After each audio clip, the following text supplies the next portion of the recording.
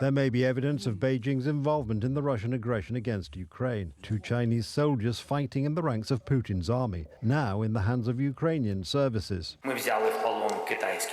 We captured Chinese soldiers on Ukrainian territory in the Donetsk area. There were 6 of them. 2 were captured successfully. We have their passports, credit cards, and they are Chinese citizens. Kiev has already demanded an explanation from Beijing. Pytanie, czy mają oni przeszłość? The question is whether they have a past in the Chinese army, were or are Chinese soldiers. This is very important in this case because China is, behind the scenes, supporting Russia in its invasion against Ukraine. This is not as evident as in the case of North Korea, whose soldiers were also at Kursk, but there were about 11,000 of those soldiers, and here we are talking about 2 for now. Tutaj na razie mówimy o 2. But Ukrainian services and Ukrainian journalists believe there could be as many as several hundred. Chinese authorities officially deny it.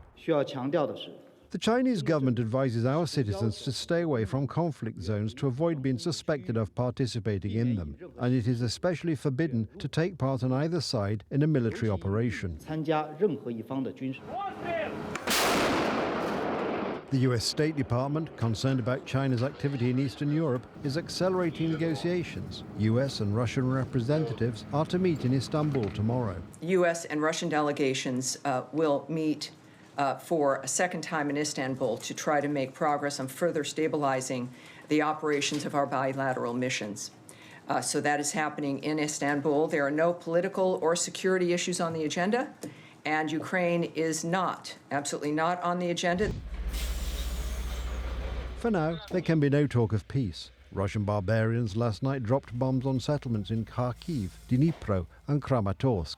Of course, wherever defenseless people live. In Kryvyi Rih, neighbors and relatives said goodbye today to 24 people who died in Friday's attack by Putin's army on a playground.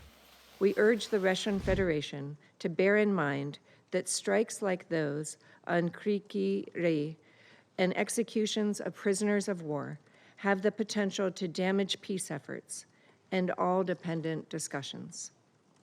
The April 4th missile strike further underscores the need for an end to this devastating war, and we will ultimately judge President Putin's commitment to a ceasefire by Russia's actions.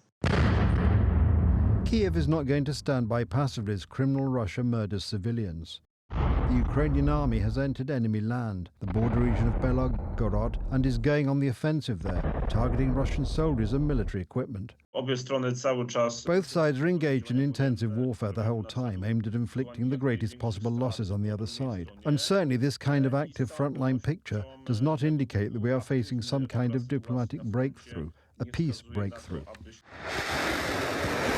The new US administration is seeking a truce in Eastern Europe, but is also demanding that European allies take care of their own armies. President Trump clearly stated that he wants to continue with that policy and maybe even speed it up to pivot more towards Asia. That's totally logical. And also that they want the European and Canadian NATO allies to take more of a burden, share the burden in a more equal, in a fairer way. In addition to increasing our own military capabilities, a strong alliance with America is crucial because only the presence of US Army troops on NATO's eastern flank guarantees our security.